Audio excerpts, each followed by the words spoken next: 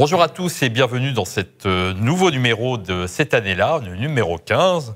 Et pour m'accompagner aujourd'hui pour cette émission, Olivier François, que je ne présente plus aux spectateurs de TV Liberté. Vous allez bien, Olivier? Ça va bien. Bon, c'est parfait. Christophe, Antonin, Maxime, c'est bien ça, Christophe? Anatole, André au choix. J'aimais bien Antonin, non? C'était Antonin. Antonin, c'est pas mal aussi. Un Romain, c'est un empereur. Donc Christophe, Anatole, Maxime est avec nous.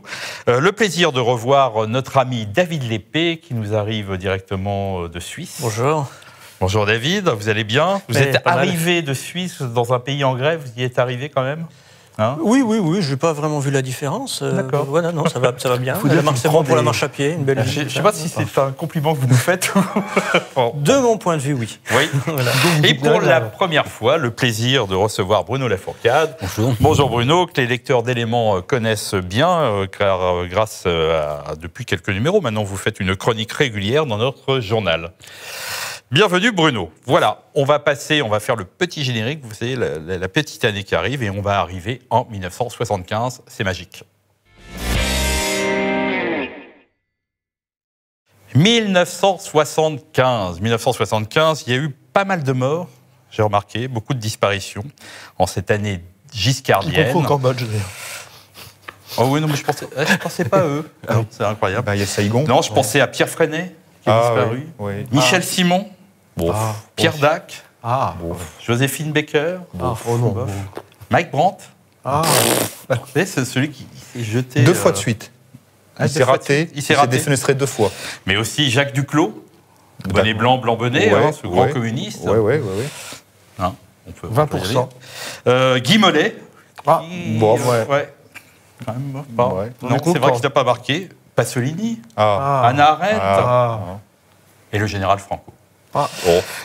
Voilà, mais en 75, c'est dingue, hein. Je pensais faire un peu d'effet avec le général Franco, mais non, ça marche plus. Comme on n'a pas le temps pour les minutes de silence, on fait juste c'est plus à la mode. Ça n'inspire plus ni la haine ni l'admiration, c'est triste. Donc en 75, par contre, va sortir un petit film qui s'appelle Les Galettes de Pont-Aven, de Joël Seria, avec Jean-Pierre Mariel, Bernard Fresson. Jean-Pierre Mariel, on lui avait déjà rendu hommage dans l'émission cette année-là. Bernard Fresson, Jeanne Goupil, Andrea Ferréol, Claude Pieplu et Dominique Lavanon, qui jouera le rôle d'une prostituée magnifique, bretonne, vraiment, on était dans le terroir. Alors, film, à l'époque, qui va passer un peu inaperçu, sauf le rôle de Jean-Pierre Mariel, parce qu'il va quand même être nommé au César. C'est la première année des Césars, 76. Olivier, vous allez peut-être nous expliquer un peu l'histoire, ce qui n'est pas la chose la plus importante, l'histoire de ce grand film. Les grandes lignes qui tient en effet sur les épaules de Jean-Pierre Mariel, mais pas seulement. Moi, je trouve que la délicieuse Jeanne Goupil fait aussi le film. Magnifique. Et évidemment, Dominique Lavanon, l'histoire est assez simple. Il y a un côté road movie, puisque ça met en scène un VRP spécialisé dans la vente de parapluies, qui a une situation matrimoniale un peu compliquée, puisque sa femme le trompe, il l'apprend, lui-même est assez léger aussi dans ses mœurs, et il va traverser la France, et particulièrement la Bretagne. Alors ça nous vaut d'ailleurs des images d'une Bretagne qui est un peu disparue maintenant, une France de bistrots, d'alcooliques, de gouailleurs, de peintres dégénérés. Il y a une scène assez incroyable. Oui, la Bretagne n'est pas bien vue. La Bretagne est un peu caricaturée, en effet, dans ce film, mais enfin, ça aurait pu se passer ailleurs. Et puis, c'est surtout un film, je trouve, sur une certaine France aussi, sur un certain monde. Et on le regarde maintenant, c'est ce que je dis souvent quand on voit des vieux films. En fait, ils ont un intérêt artistique, évidemment, mais aussi ethnologique, puisque ça nous permet de voir des types humains qui sont aujourd'hui disparus, voilà, en quelque sorte. Et puis, c'est un film d'une drôlerie. Ça fait longtemps que je ne l'ai pas revu, mais vous voyez, je vais le revoir ce soir. Bruno, on va surtout découvrir avec ce film, c'est des dialogues magnifiques qui vont faire Aujourd'hui, avec les réseaux sociaux, il y a des extraits des Galettes de Pont-Aven un peu partout. C'est ce qui va faire le mythe du film. Oui, certainement. Et puis le jeu, évidemment, de Mariel et de tous les autres acteurs. Et il y a quelque chose qui me frappe dans l'itinéraire du personnage joué par Mariel, c'est que c'est l'itinéraire d'un artiste raté. Il est représentant en parapluie et il rêve de faire une carrière de peintre, mais évidemment, il n'a pas le talent, certainement. Et c'est quand même l'itinéraire d'un artiste raté. On suit quand même le déroulé de l'histoire. Ce n'est pas seulement ses relations avec les femmes, c'est aussi la chute de quelqu'un qui finit à la fin. La fin est extrêmement mélancolique, je trouve, mais a toujours fait un effet très émouvant. Il termine en garçon de café, plus ou moins lié à sa femme qu'il aime, quoi, dont il est amoureux. Et c'est quand même une sorte de déchéance et d'apaisement final, mais de mélancolie aussi, parce qu'il a renoncé à son œuvre, si on peut appeler le travail que l'on voit à l'écran de ce qui se posait pas. Oui, c'est un pâteau du dimanche. Il faut préciser que le travail qu'on voit à l'écran est fait par Jeanne Goupil. Oui, c'est ça. Alors je ne sais pas si elle était elle-même peintre ou si elle a juste... Si, elle a même, pour préparer cette émission, je me suis aperçu qu'elle avait fait, je crois, les Arts Déco. Donc elle avait fait une école de peinture. David, vous qui êtes, pour les gens qui suivent un peu le site d'Éléments, vous avez des goûts artistiques sur le plan du cinéma qui sont tout azimut. Les Galettes de Pont-Aven, c'est forcément pour vous quelque chose, une énigme comme film Oui. Et comme l'explique l'article de notre ami Ludovic Maubreuil, auquel nous réagissons maintenant dans le numéro d'Éléments, aujourd'hui, il pose problème, ce film. Il est problématique, il est attaqué. Pas que ce film, mais une époque, un réalisateur, un acteur. Et j'ai repensé un peu à ce que disait notre confrère Michel Marmin dans son livre « La République n'a pas besoin de savon ». Et lui, il aime beaucoup Joël Seria. Il écrit à son propos quelque chose qu'on a tendance à oublier si on a un regard un peu trop superficiel sur son œuvre. Il écrit: il y a dans ses premiers films, et je pense qu'on peut le classer là-dedans, un arrière-plan très sombre et une disposition de ces personnages au malheur que la bonté du sexe seul peut permettre de conjurer. Et contrairement à ce que pensent les gens qui se contentent de regarder sur les réseaux sociaux ou sur YouTube ces fameux extraits les plus connus qui laissent entendre que « Ah oui, on aime bien ce cinéma français ancien parce qu'il était grivois, aigriard, gaulois, gaillard », c'est vrai en partie. On associe ça au personnage de Marielle dans de nombreux films, y compris ceux de Blier, mais c'est tout à fait incomplet parce que si cet élément de rire et qui nous paraît presque un sommet de liberté d'expression aujourd'hui est bien présent, il y a aussi un élément érotique beaucoup plus, je dirais, beaucoup moins comique et un élément de mélancolie, comme vous l'avez relevé, à la fin du film notamment, mais de manière générale, de spleen. C'est quand même l'histoire d'un peintre raté, d'un alcoolique, de quelqu'un qui se cherche. Et il y a tout ça dans Seria qu'il ne faudrait pas limiter à quelque chose de simplement à se taper sur les cuisses et de blagues de corps de garde. Alors, je suis allé voir ce qui pouvait en être dit parmi les spécialistes du cinéma. Un spécialiste du cinéma italien, Francesco Cassetti, rappelle qu'il y a voyeurisme quand on voit l'objet comme une source d'excitation et qu'il y a narcissisme quand on voit l'objet comme une source d'identification. Et cette fameuse scène auquel tout le monde réagit sur les réseaux sociaux, c'est-à-dire la scène où il entre en pamoison, en adoration à la fois de peintre et d'homme face au derrière et au devant aussi de Jeanne Goupil, scène qui pose problème, et entre complètement dans ce cadre, puisque à la fois le spectateur homme se retrouve dans cette adoration, comme je pense que ça nous arrive tous devant une belle femme de se dire: que ne suis-je pas sculpteur? Ça me ferait une corde de plus à mon art. Non, jamais. Bon, alors peut-être que c'est comme moi. Bah oui, mais c'est-à-dire comment ne pas sublimer ce à quoi on ne peut pas forcément accéder aussi facilement, en tout cas pas tout le temps et avec n'importe qui. Et on peut imaginer que la femme, la spectatrice, se dise que ne suis-je pas la muse d'un artiste, si possible, pas trop raté et pas trop déplaisant. Et évidemment, si cette interprétation est vraie, ça remet au milieu de la scène la différence des sexes, qui est spécialement ce qui est aujourd'hui un petit peu passé sous le tapis, ce double mécanisme. Et ce même Cassetti, donc ce théoricien italien, définit l'approche féministe du cinéma en disant, je cite, il faut casser le mécanisme de la fascination, construire un déplaisir filmique s'il est nécessaire au renversement des habitudes qui cachent la volonté de perpétuer une stricte hiérarchie entre les sexes. Donc, c'est rendre le cinéma déplaisant, avoir des comédies dans lesquelles on ne rit pas, un érotisme sans éros. Et maintenant, la nouvelle tendance, c'est carrément une pornographie féministe, c'est-à-dire une pornographie de la déconstruction qui ne provoque plus que la consternation qu'on peut avoir devant une performance d'art contemporain. Alors, si je peux encore juste dire un mot pour aller dans la suite de ce qu'a dit notre ami Ludovic Maubreuil. Quand on fait des recherches un petit peu dans ces théoriciens du cinéma postmoderne, féministe, queer au sujet de ce film, je suis tombé sur un article de Pierre Thévagnan qui s'appelle « De quoi Pierre Richard est-il le nom ?» où il oppose les figures de Pierre Richard et Alain Souchon à Marielle et Belmondo.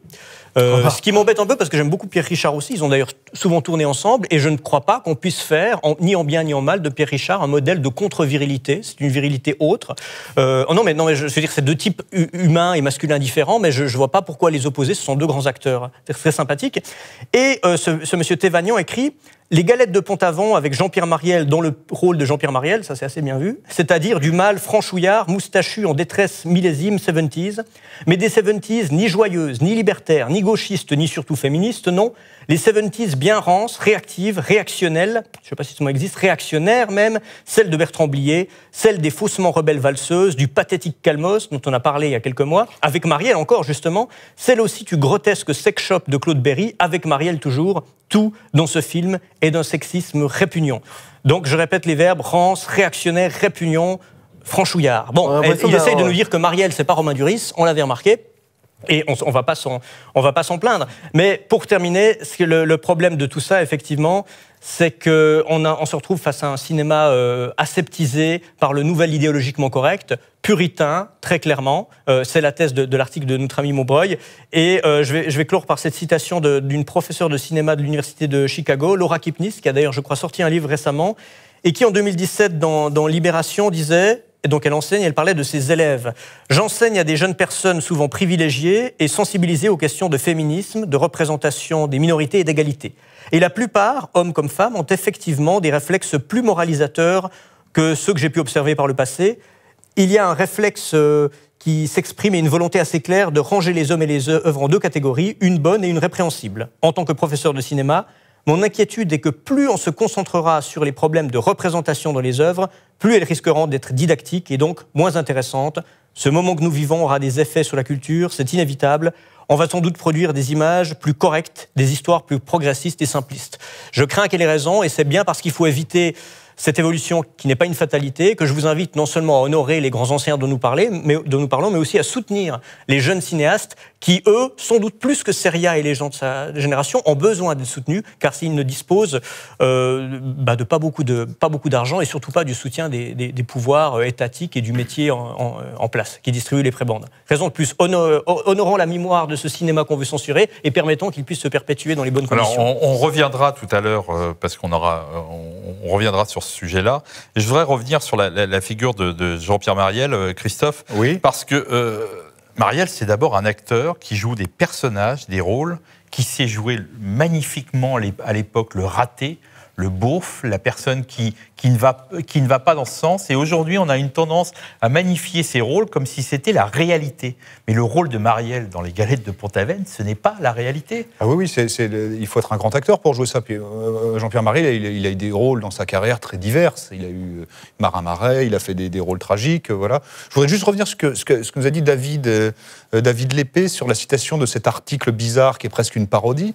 Alors même Bertrand Blier est déchu de son piédestal, alors qu'il avait la réputation d'être un peu libertaire. Sa couleur politique, on sait pas très bien. Ça va être possible. Voilà. Très étonnant, ça, ce que vous venez de nous lire. Donc même Blier... Surtout Blier, je veux pas... Ouais. C'est étonnant, non c'était... Christophe, je vais vous dire, Blier a sorti un film qui s'appelle Beau-Père. Oui. A sorti un film qui s'appelle Préparez vos mouchoirs. Je ne suis plus sûr que TF1 s'amuserait ces deux films. Je vous laisse regarder l'histoire simplement de Beau-Père et de Préparez vos mouchoirs. Je pense que ces films ne passeraient plus aujourd'hui à 20h30 sur TF1. Les Valseuses, qui est un film intéressant, c'est des espèces d'étendards libertaires. Alors là, ça ne va plus, rien ne va plus. Préparez vos mouchoirs sous Macron, finalement. Quand on y réfléchit. Sous Macron, sur la fin, je laisse à David. Cher Patrick, il y avait un livre, mais la citation de l'article qu'a cité notre ami David m'a tout à fait, pas étonné d'ailleurs, mais stupéfait. Ça m'a fait penser à l'abbé Bethléem. L'abbé Bethléem, c'était un prêtre dans les années 20 ou 30. Oui. Il y a eu plusieurs d'éditeurs de livres qui avaient publié un livre, roman à lire, roman à proscrire. Et avec, dans le ton, moi je trouve toujours étonnant de voir que cette gauche progressiste... Sont des curés. Tout à fait, sont des curés. Sont des curés au sens le plus péjoratif du terme. Sont des curés de la pire espèce, avec ce goût de la sentence morale. Et ça me stupéfie. Et l'abbé Bethléem donnait envie à ses lecteurs de voir les livres qu'il proscrivait, de même que ces critiques-là nous donnent envie de voir le film si on ne le connaît pas encore. Évidemment, mais c'est dans le ton. Je trouve que c'est incroyable. Dans les mots qui sont employés, vous les avez cités, il y a vraiment une proximité. Vous allez voir, on va regarder un petit extrait à peine d'une minute d'une émission d'arrêt sur image d'une professeure d'université qui s'appelle Delphine Chedaleux. Je vous laisse écouter cette petite minute et on revient pour en parler. Le nom est rigolo. Delphine comment? Chedaleux. Très drôle, on dirait du Lautner. On écoute.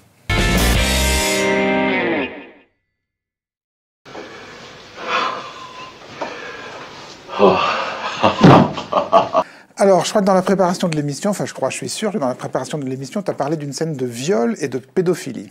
Alors, la scène de viol, c'est pas celle-ci. Hein. La scène de viol, elle intervient avant dans le film, et c'est justement cette première fille qui devient sa muse qu'il rencontre.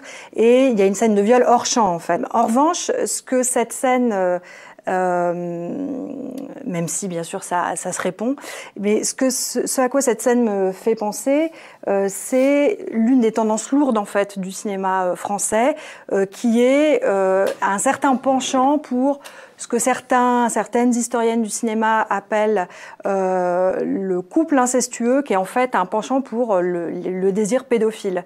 Dans le cinéma français, c'est une tendance lourde. Ici, bien sûr, l'actrice, elle a 25 ans, quelque chose comme ça, en fait, quand elle tourne, mais elle fait très jeune, elle dit qu'elle est vierge, il lui dit « t'es une enfant ». Et c'est en fait un phénomène qu'on retrouve vraiment dans toute l'histoire du cinéma français. Donc voilà, on a entendu cet extrait assez extraordinaire. Ce cinéma français des années 70, comme dit Delphine Chedaleux, était-il pédophile? Elle en est persuadée, c'est la question qu'elle se pose. Cette émission pourrait faire rire, mais il y a eu depuis l'affaire Maznef, il y a eu beaucoup plus d'affaires sur ces histoires-là. Je pense qu'elle met le doigt sur quelque chose de bien précis, sur ce cinéma-là. C'est pas une folle, hein, c'est une enseignante, elle est chercheuse, elle travaille dans votre pays, mon cher David, à l'université de Lausanne, elle est spécialiste dans le cinéma. On pourrait en rire, mais je pense qu'il y a un vrai sujet. Olivier, vous parliez de curé, mais on en est là, quoi. Ouais. Et puis il y a aussi une extension du domaine de la pédophilie, si je puis dire, puisque on se met à confondre tout. Le petit garçon de 8 ans avec la fille de 17, voire avec la fille de 21, le tueur d'enfants avec le séducteur, le détourneur de mineurs. Enfin, il faut à un moment donné que ce soit sérieux. La scène, il faut rappeler quand même la scène des Galettes de Pont-Aven. La personnage jouée par Jeanne Goupil est une jeune fille de 18 ans. Une jeune fille de 18 ans, ce n'est pas une enfant. Voilà. Joël Seria n'a jamais parlé d'enfants dans tous ses films. Là où il est allé le plus loin, c'est peut-être dans son premier film. Ce sont des adolescentes. Donc, oui, mais ce film-là, sans aller dans le sens de cette inquisitrice dont nous venons de voir, mais le premier, je crois que c'est son premier film, mais Ne nous délivrez pas du mal, c'est à celui-là que vous faites référence, avec déjà Jeanne Goupil, mais avec quelques années de moins, et Catherine Wagner, très, très jolie Catherine Wagner dans ce film. Ce sont deux jeunes femmes, elles ont entre 18 et 20 ans, je crois, mais elles ont un physique, un jeu, une mise en scène qui laisse entendre qu'ils ont beaucoup moins. C'est un film que je trouve quand même très vénéneux. C'est en cela qu'il est réussi, parce que ça évoque bien on est quand même dans le thème de la sorcellerie, de la perversion, de la recherche du mal, donc il y arrive très bien. Mais je pense que de tous les films de Seria, c'est celui qui, sur ce plan-là, est peut-être le plus ambigu, encore qu'il s'agisse d'une ambiguïté qui ne soit pas complaisante ni criminelle. L'ambiguïté je le précise. Possible aujourd'hui sur ces histoires. Oui, mais beaucoup plus que les Galettes de Pont-Aven. David, il se trouve en ce moment que je fais une relecture des Misérables, et à un moment donné, Victor Hugo décrit Cosette. Et le moment où Cosette, ce moment mystérieux dans la vie d'une jeune fille, qui sont les 15 ans. Et la rencontre d'une femme déjà faite physiquement, et un corps déjà un peu de femme qui s'ébauche, et la naïveté et l'innocence de l'enfant. Aujourd'hui, la page de Victor Hugo serait quasiment considérée comme une page à la limite de la pédophilie. Alors, on pourrait se poser la question, parce que hier, c'était l'État, on était dans un État de droit, la censure, c'était la justice, c'était l'État qui la mettait en place. Aujourd'hui, et on l'a vu sans revenir sur le fond de l'affaire Maznef, on a bien vu que l'État n'a pas réagi, la justice n'a pas réagi, c'est directement les éditeurs qui ont retiré les livres de Maznef. On a vu une rétrospective de Polanski, qui est la Cinémathèque, qui a été annulée. On pourrait même aller loin. Les concerts de Bernard Cantat. Bernard Cantat est quelqu'un qui aujourd'hui a fini de sa peine de justice. Gauguin, qui est interdit maintenant dans les expositions aux États-Unis. Jean-Luc Lahaye. Jean-Luc Lahaye. Alors là, j'en ai pas d'informations sur Jean-Luc Lahaye. En tout cas, ce n'est plus ni la justice ni l'État qui décident, ce sont des groupes de pression. C'est fini, c'est-à-dire que notre pays, maintenant, l'État peut vous laisser faire ce que vous voulez. Vous avez quand même des groupes de pression qui vont décider si vous êtes coupable ou pas. La différence avec le 19e siècle, c'est ça. Il n'y a plus de ministère de l'Intérieur ou de directeur de la Sûreté qui s'occupe de l'outrage au bois de mœurs. Ce sont les associations et ce sont eux-mêmes les éditeurs ou les producteurs qui censurent avant même que quelque chose se passe ou avant même que l'on demande que ce soit interdit. C'est la grande différence avec l'époque. Et juste un mot pour faire le lien avec ce qui précédait. Le grand problème de l'époque, c'est vraiment la domination du littéral sur le littéraire. Quand on parle d'enfant, l'enfant, ça a toujours été dans son sens classique. C'est comme ça que l'utilise Baudelaire dans l'Invitation au voyage. C'est le premier vers, mon enfant, ma sœur. Il est bien évident qu'il ne désigne pas un enfant, pas plus que ma sœur ne désigne quelqu'un de sa famille, pas de sœur. Hein. L'enfant, c'est évidemment, ça peut être c'est un des sens que l'on trouve dans le Littré, dans les dictionnaires plus récents. L'enfant désigne un adulte dont la fraîcheur d'âme rappelle celle de l'enfance. Et donc, ça peut être quelqu'un de 25 ans. Il y a une page dans Zola où l'enfant, c'est un vieillard, en fait. Il décrit un vieillard tout à fait, qui a peut-être 80 ans, et donc il décrit comme un enfant. Il dit même le mot enfant. Donc, le littéral a pris totalement le pas sur le littéraire, et Joël Seria, pour revenir à lui, est un cinéaste littéraire d'un certain point de vue, d'une certaine littérature populaire. Il doit être très amateur de Céline ou d'auteurs de René Fallet, un peu. Ou de René Fallet, voilà. Je pense qu'il est de ce côté-là de la littérature, voilà, et du cinéma populaire de l'époque. Autre chose sur cette question, c'est qu'un fort refus de confondre tout quand on parle de pédophilie, et de confondre les âges, de ne plus être précis, c'est que ça finit par se retourner. Je pense que le combat contre l'abus d'enfants est nécessaire et doit être mené de manière très sévère. Enfin, si la pédophilie va jusqu'à 25 ans, et d'ailleurs même le combat contre le viol, quand on parle du viol, le viol par le regard, enfin bon, voilà, on atteint des degrés d'absurdité. David ? Eh bien, il faudrait retrouver le terme, mais Ludovic Maubreuil parle de ce viol par le regard dans le cinéma. Je ne sais pas si vous vous rappelez un terme anglais, le male gaze, je crois, ou quelque chose comme ça, qui est en fait la subjectivité violente du regard de l'homme sur le corps de la femme à travers l'œil du cinéaste, voire celui du spectateur, qui devrait être déconstruit pour rendre le film plus inoffensif, inodore, incolore et son goût. Hein. Je voudrais juste revenir à nos moutons autour de Marielle et de ce film de Joël Seria.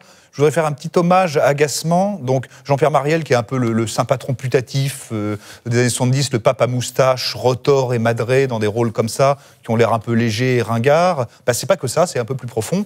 Et ce film, Les Galettes de Pont-Aven, c'est vrai que ça déclenche, comme disait Bruno, une mélancolie épouvantable. Olivier parlait d'une dimension un peu de témoignage anthropologique du cinéma. Et il y a au-delà de la gauloiserie, de la gaillardise, qui est un peu fatigante, et en plus, Marielle n'est vraiment pas... c'est un vrai grand acteur, même si on a pu le voir dans ces périodes-là. Il y a le film, effectivement, comment on appelle ça, le film de Claude Berry, Sex Shop.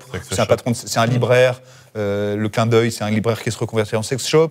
Je crois que dans un film, juste quelques années après, non, peut-être 10 ans après, de Joël Seria, Les Deux Crocodiles, où il y a une espèce de road movie, où il est avec Jean Carmet, entre Saumur et Quimper, je crois d'ailleurs.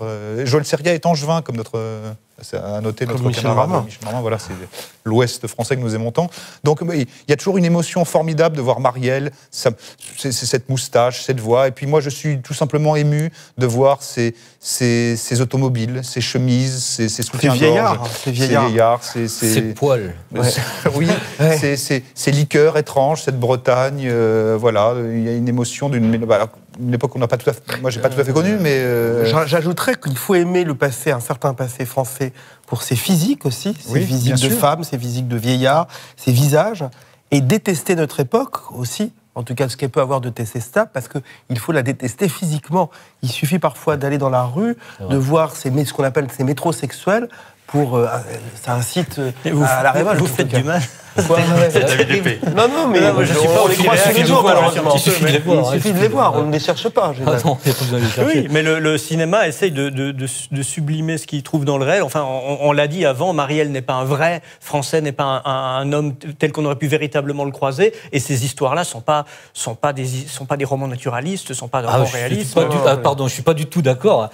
Marielle a existé, je veux dire, dès Jean-Pierre Marielle, j'en ai connu. Oui, non, mais on parlait du rôle. C'est ce que vous disiez avant. Non, mais évidemment. d'autre part, mais même le rôle, je trouve qu'il y a un aspect très naturaliste dans les Galettes de Pont-Aven qui ne m'intéresse pas du tout pour le côté égrillard, le côté rabelaisien, mais c'est le côté extrêmement triste de ce personnage qui à la fin, est déchu. Et un dernier point, en ce qui me concerne, les personnages des hommes chez Joël Seria, ce sont des personnages extrêmement ambigus, négatifs, ratés, pathétiques. Oui, voilà, l'adjectif, c'est peut-être pathétique. Il n'a que des personnages pathétiques. Un point sur Bernard Fresson, qui joue ce rôle de peintre qui réussit, qui matériellement vit dans l'aisance et qui a récupéré une jeune femme qui séduit et qu'il a sous sa domination. Ce n'est pas un viol, c'est beaucoup plus ambigu que ça. C'est une emprise.